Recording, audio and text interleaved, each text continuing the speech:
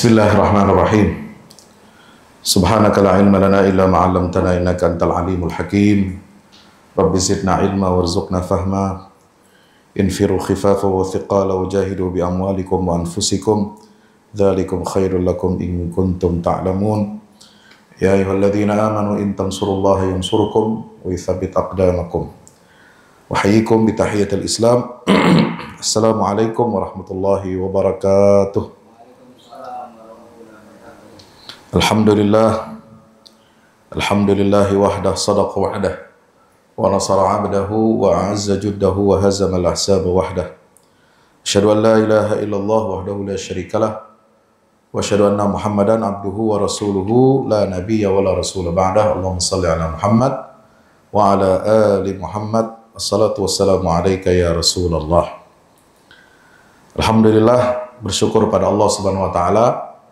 Mari senantiasa kita panjatkan kehadirat Allah Jalla Jalaluh, Allah yang Maha Esa, Allah yang Maha Kuasa, Allah yang Maha mengatur segala sesuatu yang zahir dan yang batin, yang memperjalankan siang dan malam, matahari, bulan, bintang, semua beredar pada porosnya, sehingga kita alhamdulillah subhanahu wa ta'ala luar biasa, kita senantiasa mendapatkan nikmat karunia dari Allah ta'ala, bisa bekerja di siang harinya, bisa beristirahat di malam harinya, dan mudah-mudahan senantiasa keridhaan dan rahmat Allah senantiasa mengiringi kita semuanya.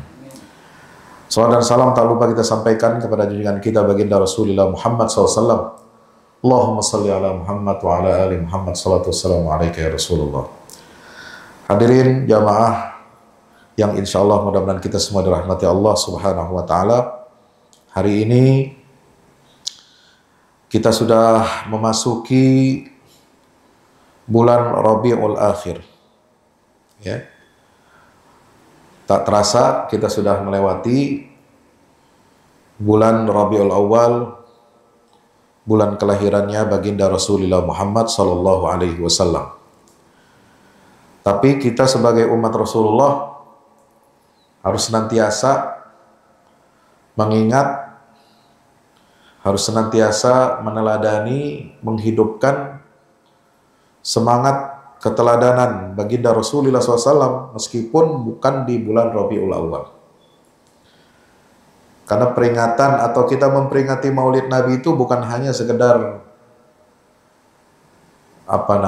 seremonial, ya. Bukan hanya sekedar kita kumpul-kumpul, kita membaca riwayat kelahirannya Nabi SAW, tetapi lebih dari itu adalah kita harus mengkaji terus-menerus sirahnya Rasulullah untuk bisa kita teladani dalam kehidupan kita sehari-hari, dalam keluarga, dalam membangun umat, dalam membangun bangsa, negara, yang insya Allah mudah-mudahan dengan keteladanan Nabi itu kita akan mendapatkan rahmat dari Allah Subhanahu wa ta'ala. Ya, laqad kana lakum fi Rasulillahi uswatun hasanah liman kana yarjullaha wal yawmal akhir.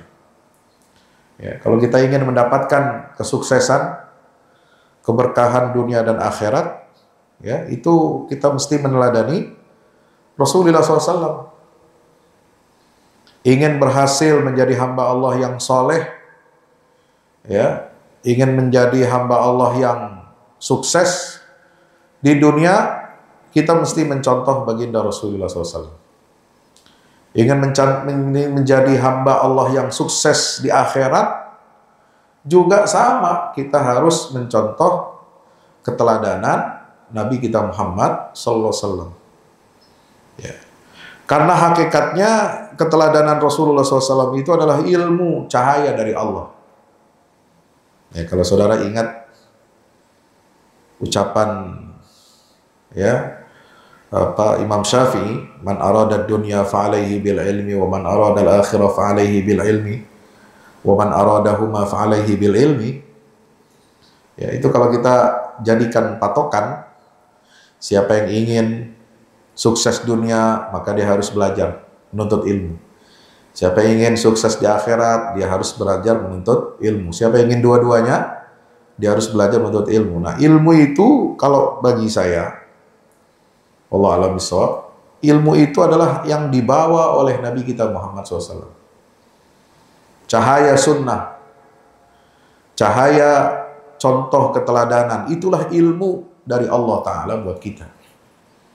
Ya. Jadi patokan sukses dunia, ya kita harus merujuk kepada Nabi SAW. Ya.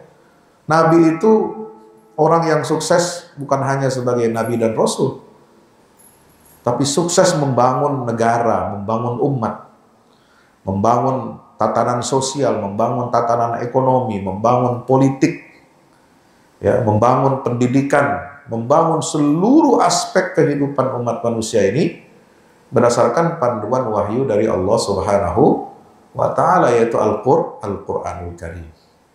Ya. Jadi Nabi itu diukur dari segala macam segi, dari segala macam aspek, beliau itu sukses. Ya. Makanya Allah jadikan beliau itu sebagai uswatun hasanah.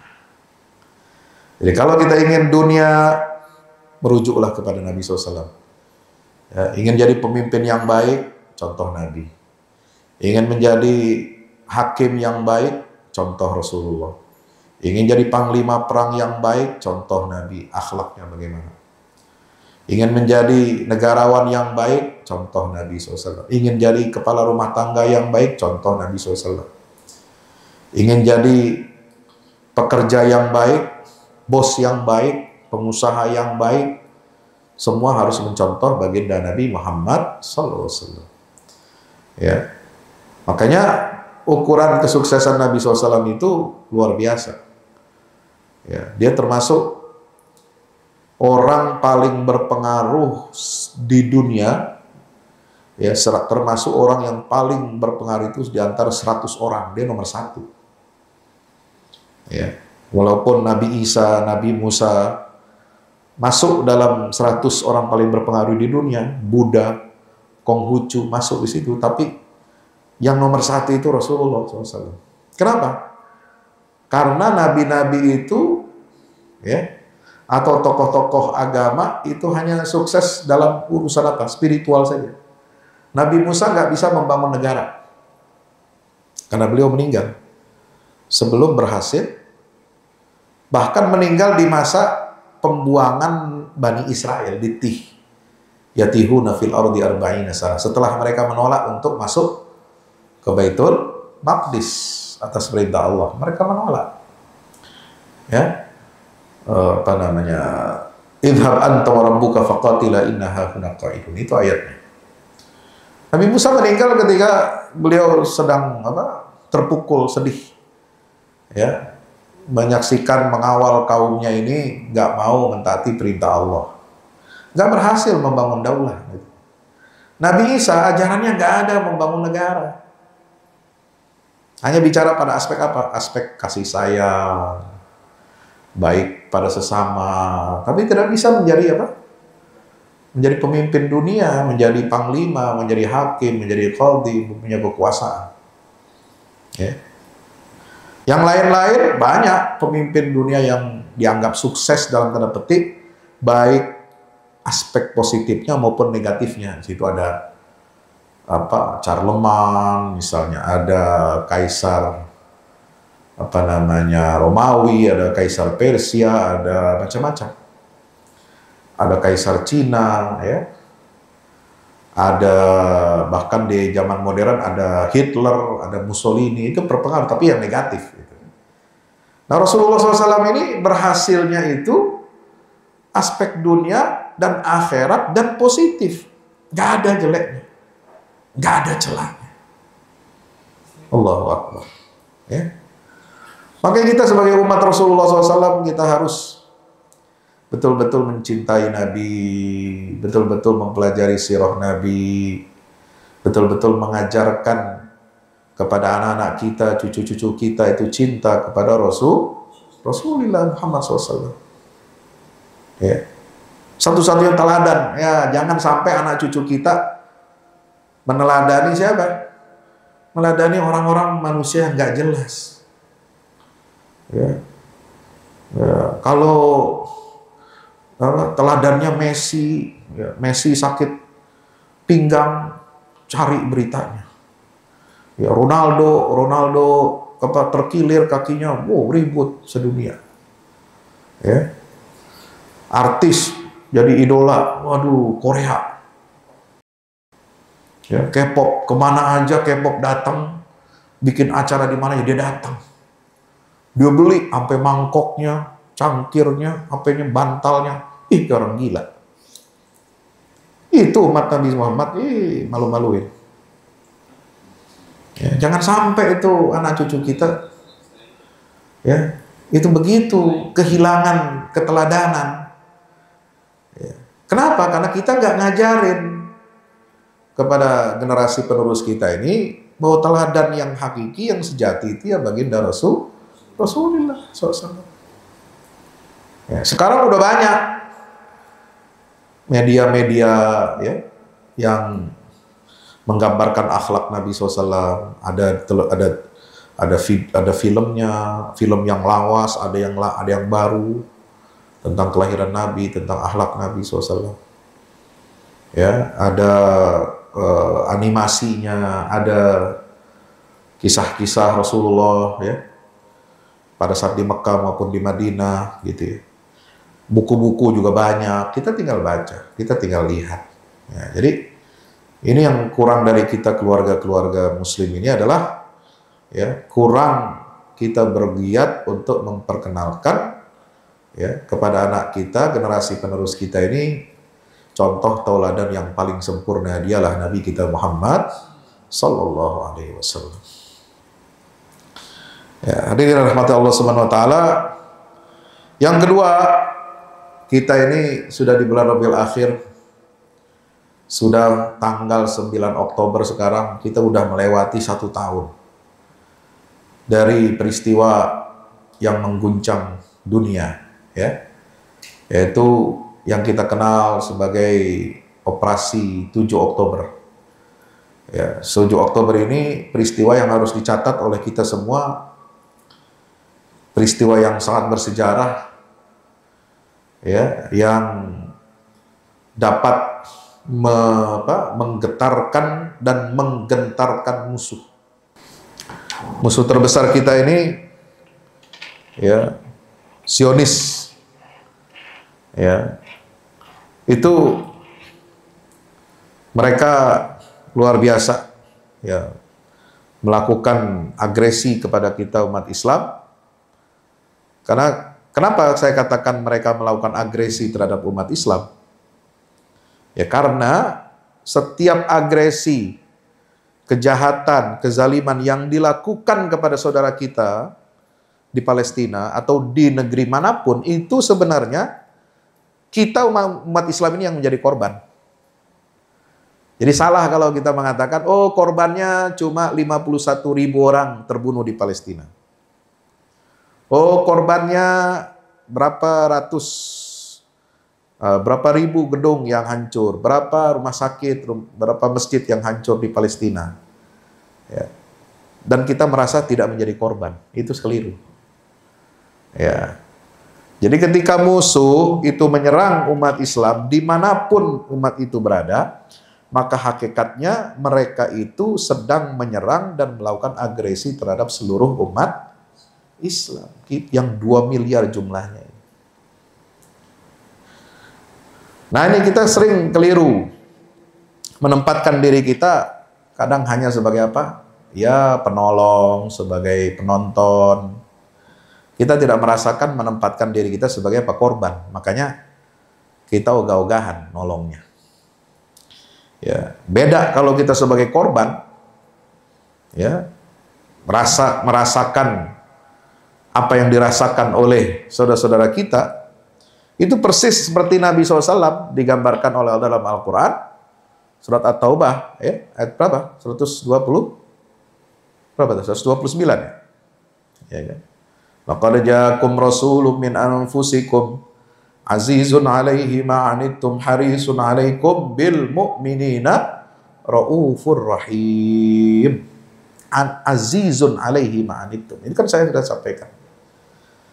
Bahwa Nabi itu memiliki sifat apa? Yang mesti kita contoh sekarang adalah azizun alaihi ma'anittum.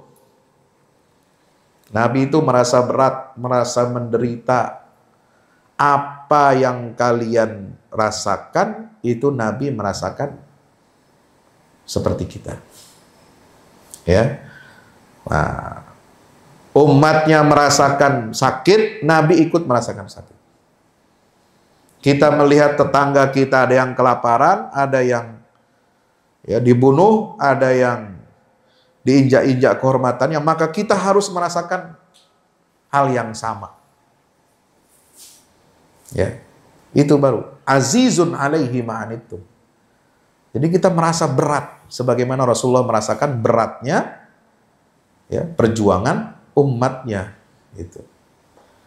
Nah, kalau kita menempatkan diri kita sebagai korban, maka kita harus menuntut balas, kita harus melakukan apa yang terbaik yang bisa kita lakukan untuk membantu saudara-saudara kita. Karena yang dilanggar oleh Zionis Israel ini adalah bukan hanya hak asasi umat Islam yang ada di Palestina, tapi melanggar hak asasi kita semua sebagai umat Rasulullah SAW. Mereka melanggar kesucian Masjidil Aqsa itu sama dengan melanggar kesucian Islam. Ya. Mereka menodai kesucian Masjidil Aqsa sama dengan menodai kesucian masjid-masjid kita yang ada di sini. Sama. Cuma letaknya aja yang beda. Geografinya. Secara geografisnya aja yang berjauhan letaknya.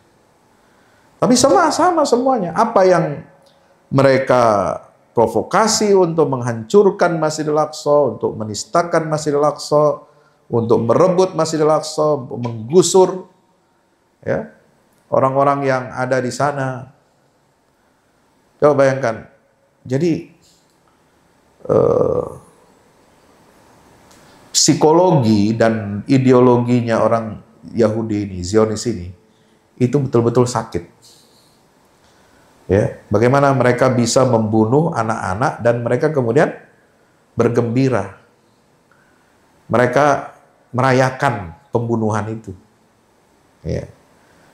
Ketika Gaza sekarang dikepung, dibombardir, mereka mengadakan apa? Pertemuan untuk mengambil sudah membicarakan kalau orang-orang di Gaza itu sudah keluar, terusir, mereka sudah siap-siap untuk mengambil jatah tanah yang ada di Gaza itu. Kami masing-masing keluarga ini dapat berapa luas.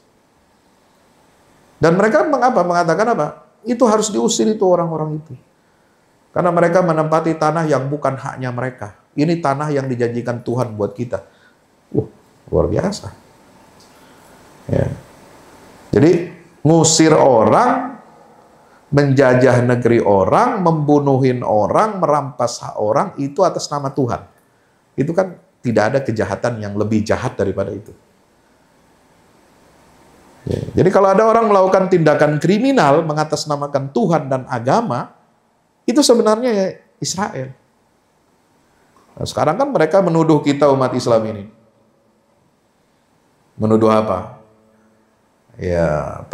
Perang atas nama agama, ingin mendirikan negara berdasarkan agama, khilafah berdasarkan agama, politisasi agama. Itu sebenarnya yang melakukan aktivitas praktek itu sebenarnya adalah Zionis, Yahudi sama Kristen. Kristen yang mendukung mereka itu banyak.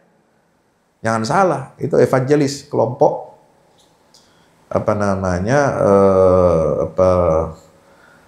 yang disebut dalam istilah di dunia Arab itu disebut dengan As-Sohyuniyah Al-Masihiyah atau Masihiyah Sohyuniyah. Jadi Kristen Zionis yang mereka meyakini seperti keyakinan kaum Zionis bahwa untuk terjadinya perang Armageddon, terjadinya Isa itu turun kembali untuk menghadirkan ya, kerajaan Tuhan yang terakhir di muka bumi ini itu harus dengan apa?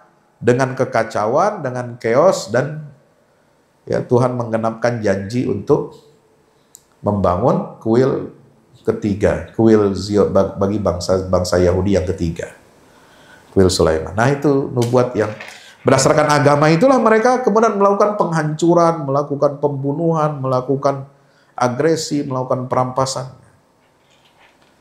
Ya. Sementara kita umat Islam ini melakukan pembelaan terhadap masalah-masalah yang kita hadapi ini, dijauhkan dari spirit agama. Nah, ini keliru besar. Maka peristiwa 7 Oktober ini satu tonggak penting untuk membangunkan umat. Ya.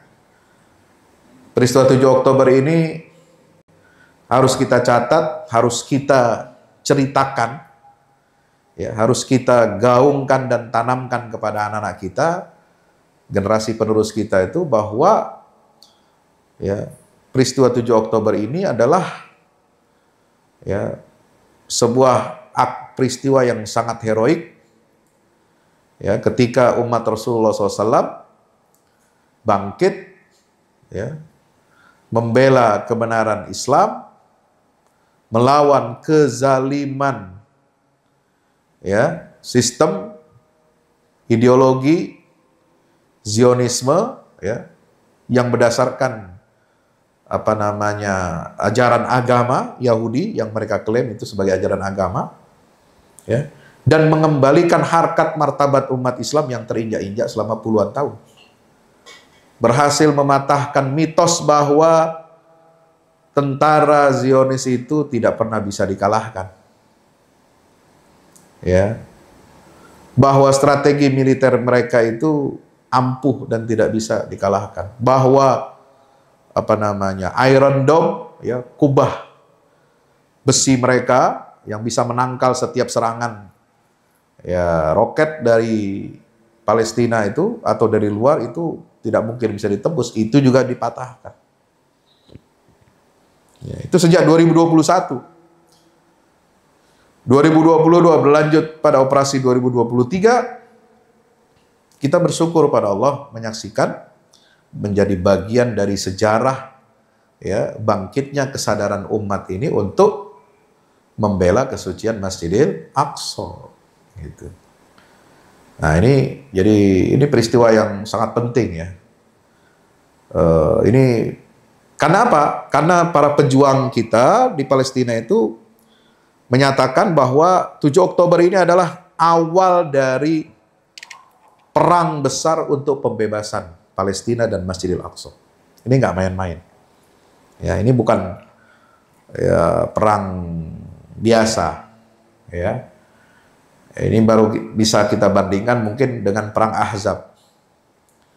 Ya, memang harus banyak korban. Ya, pasti banyak korban.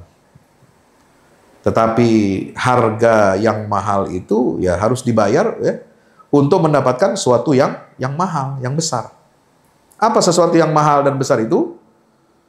Kebebasan, kemerdekaan. Ya, menjaga kesucian Masjidil Aqsa.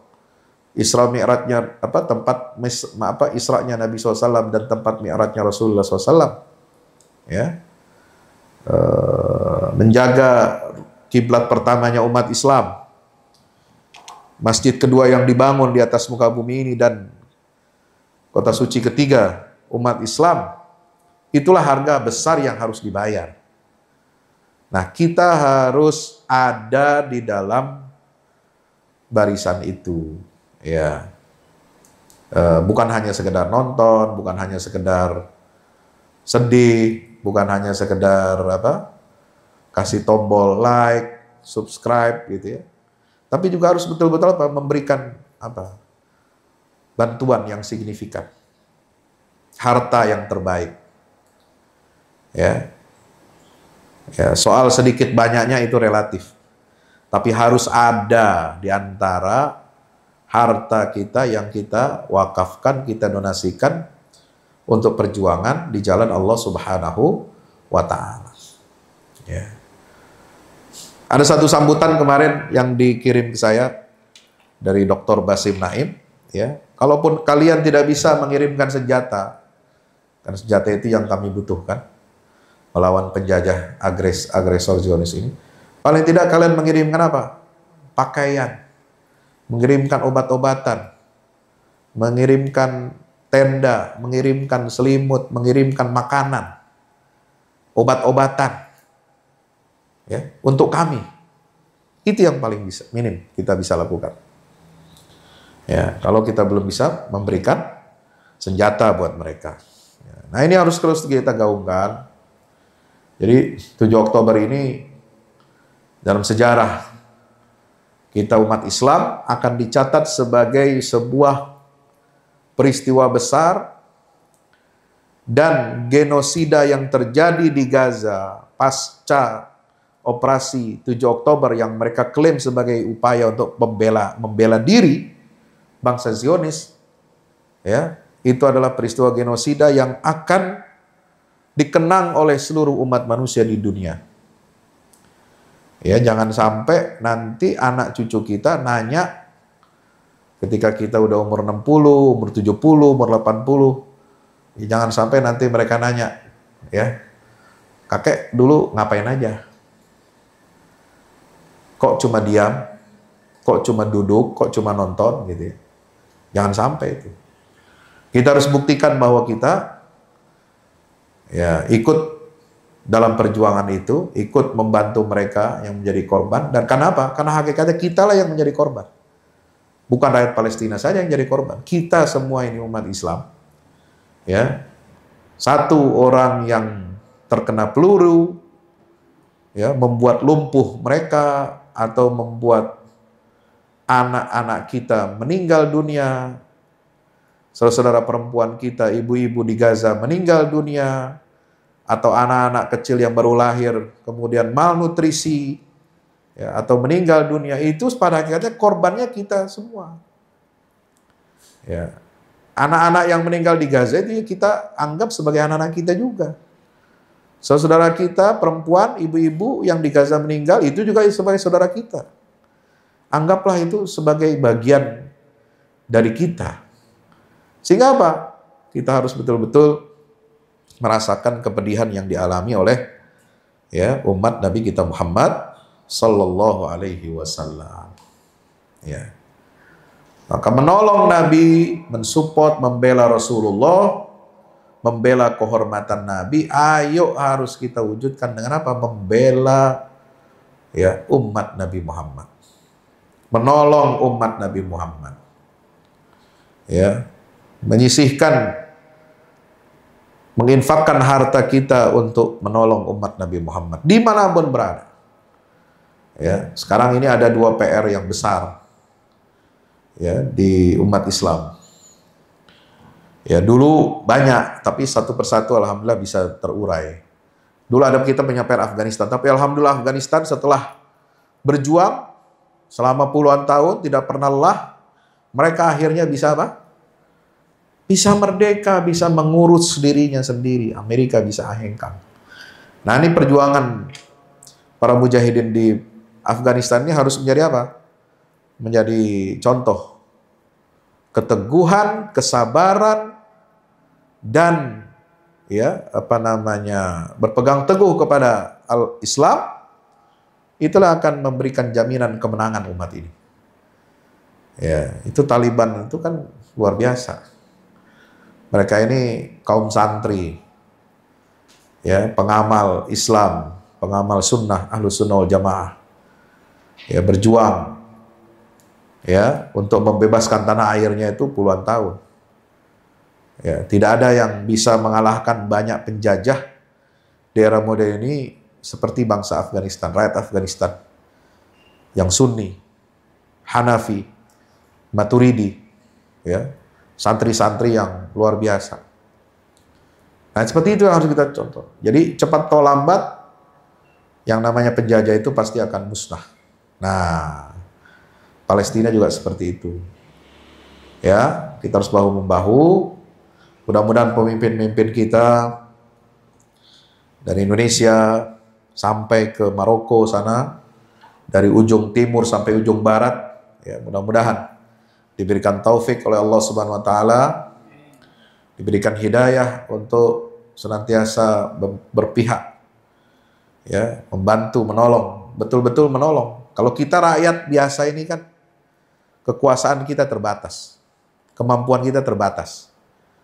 Ya, kekuasaan kita, kemampuan kita paling memberikan donasi, kirim pakaian, kirim obat, kirim makanan, kirim tenda, kirim selimut yang kita titipkan di lembaga-lembaga amal kemanusiaan.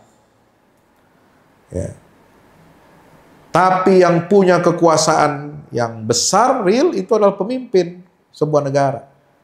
Kalau pemimpin negara-negara Islam itu betul-betul, ya, mereka bertanggung jawab terhadap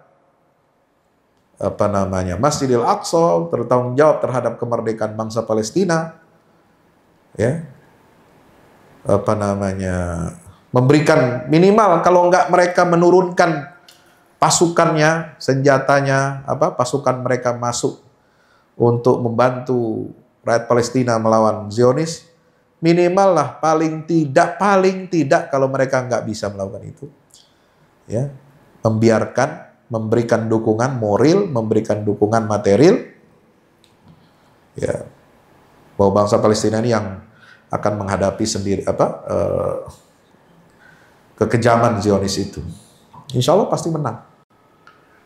Ya, nggak perlulah didukung oleh semua tentara dari negara-negara Islam.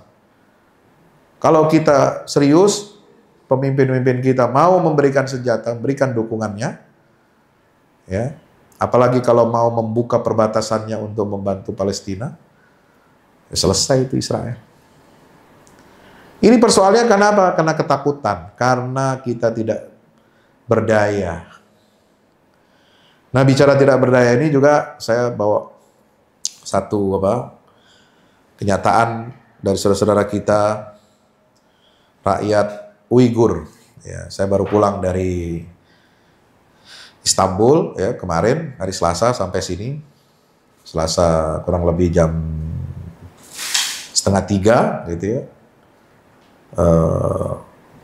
Sebelumnya saya ke Kairo seminggu untuk urusan studi, ya. Kemudian ke Istanbul ini untuk menghadiri konferensi, ya, konferensi tentang forum persaudaraan dunia untuk Turkistan Timur.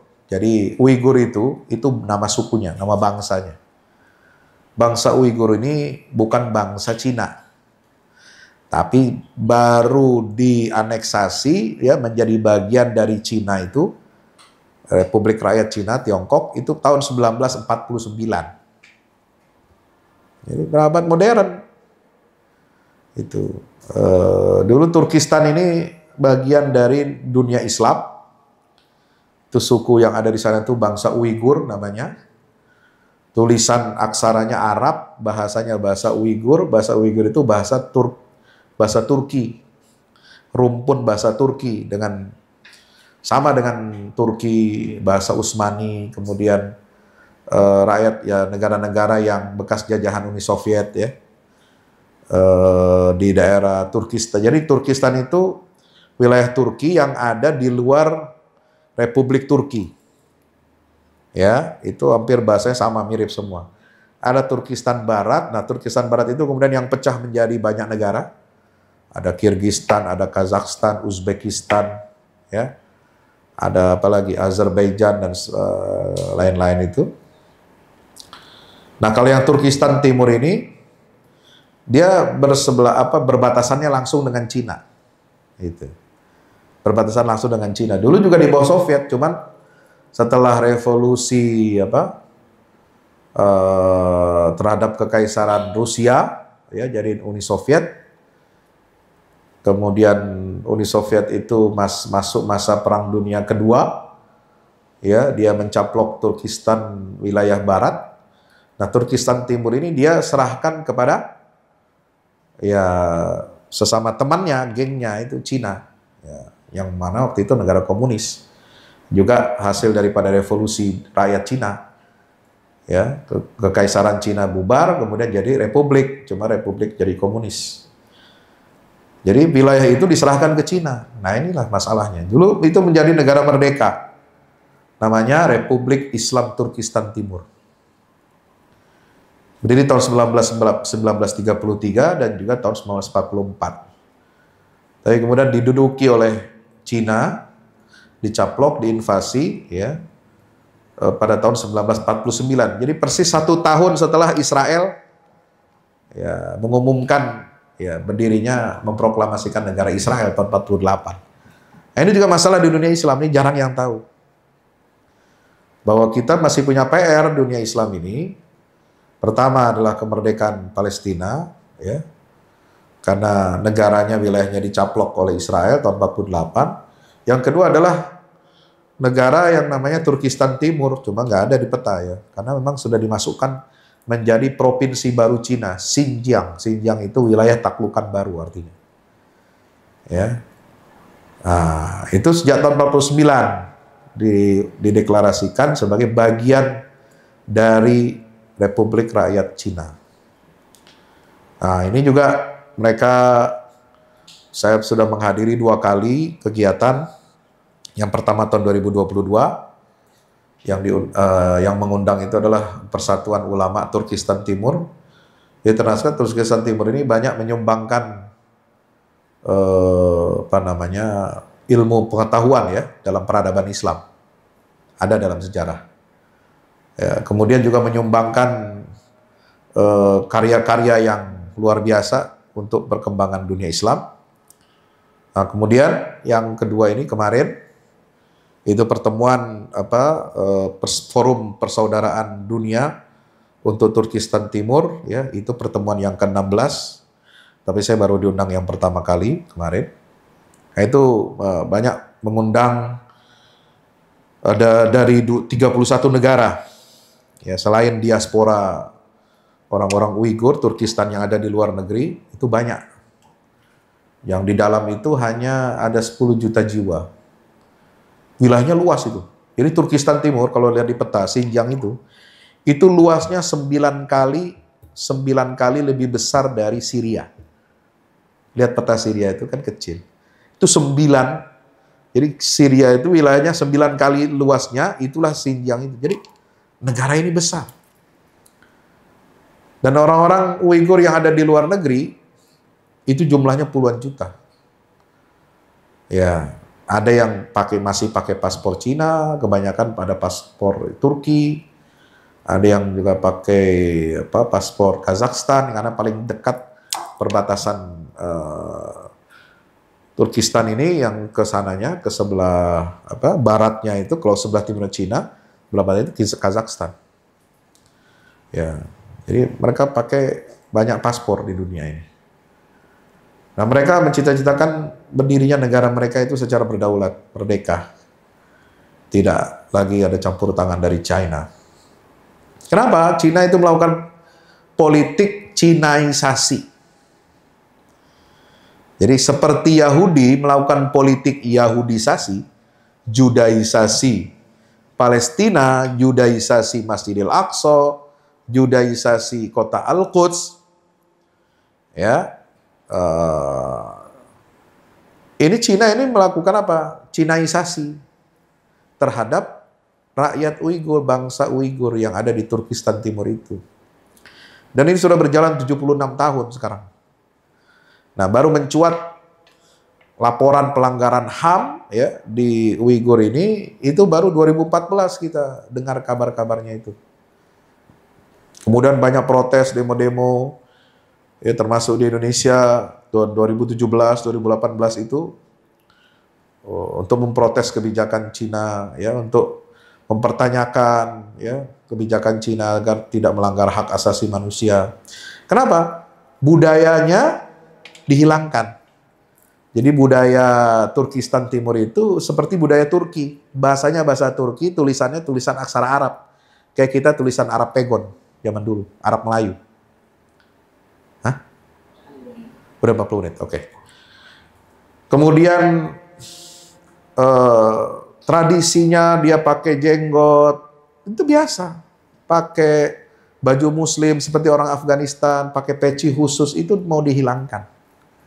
Ya, maka masuk dalam program reedukasi. Ya, pendidikan kembali, mendidik agar mereka menjadi warga Cina. Ya, dilakukan asimilasi dengan apa? Penduduk Cina yang muslim, tapi dari bangsa lain, suku lain, ya, suku Han. Jadi muslim Cina dengan muslim Uighur itu beda. Muslim Cina itu yang sukunya Han. Ya, beda mukanya juga. Bahasanya juga beda. Nah, ini yang kita suka sering apa? Salah kaprah menyamakan muslim Cina dengan muslim Uighur, padahal beda. Secara agama memang iya Islam. Tapi budaya Uighur itu nggak bisa disamakan atau dilebur dengan budaya Islam Han gitu. Nah, ini yang perlu kita perlu mendukung mereka, memulihkan hak-hak mereka, ya, jumlah mereka di luar biasa banyaknya. Ya, hanya kebaikan Turki memberikan kewarganegaraan bagi mereka agar apa? Memudahkan mereka berusaha, berkumpul gitu ya, berserikat dan memperjuangkan hak-hak mereka. Dan mereka mengundang banyak tokoh-tokoh, politisi, pakar hukum, lawyer, ya, kemudian anggota parlemen, para ulama, ustadz, ya, dari lembaga-lembaga dakwah dari berbagai dunia, dari negara dunia, termasuk saya dari Indonesia. Nah, mari kita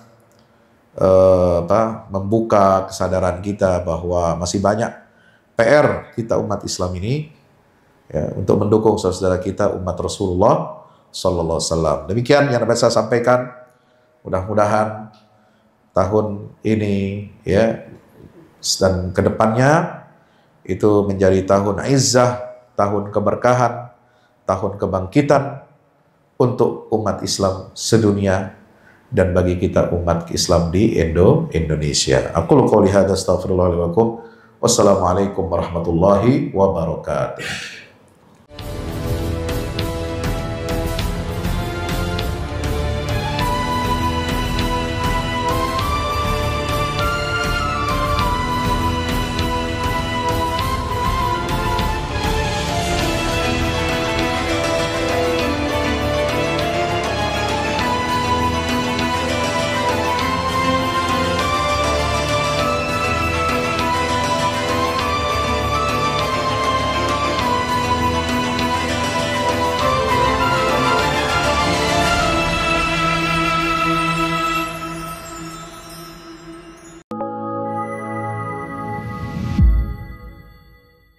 Yang terbaru dari Ustadz Fahmi Salim, buku Runtuhkan Zionis Rebut Baitul Maqdis, buku yang siap membuka cakrawala pikiran dan batin sahabat, sudah bisa dipesan sekarang juga. Hasil yang dicapai para mujahidin dalam pertempuran Badai Al-Aqsa 7 Oktober 2023 memiliki arti penting ataupun nilai strategis, bukan hanya dalam pembuktian bahwa kekuatan Israel bisa dikalahkan bahkan oleh pihak yang memiliki persenjataan jauh di bawahnya, melainkan juga dalam menyadarkan dunia Islam, terutama para pemimpinnya yang memilih menjadi penonton ketimbang membantu sesama saudaranya. Buku ini adalah salah satu bentuk dukungan dan ikhtiar dengan niat berjuang bersama-sama dengan mujahid Palestina. Tak sekedar memberikan informasi, membeberkan fakta atau data kepada khalayak di Indonesia. Buku ini juga hadir untuk meluruskan tudingan bahkan fitnah terhadap para pejuang di sana. Betapapun kita berada jauh dari Al-Quds, melalui buku ini kita akan dapatkan bagaimana kita bisa memperoleh pahala yang sebanding dengan para pejuang di garda terdepan di negeri perlawanan Palestina. Dapatkan buku Runtuhkan Zionis Rebut Baitul Maqdis segera.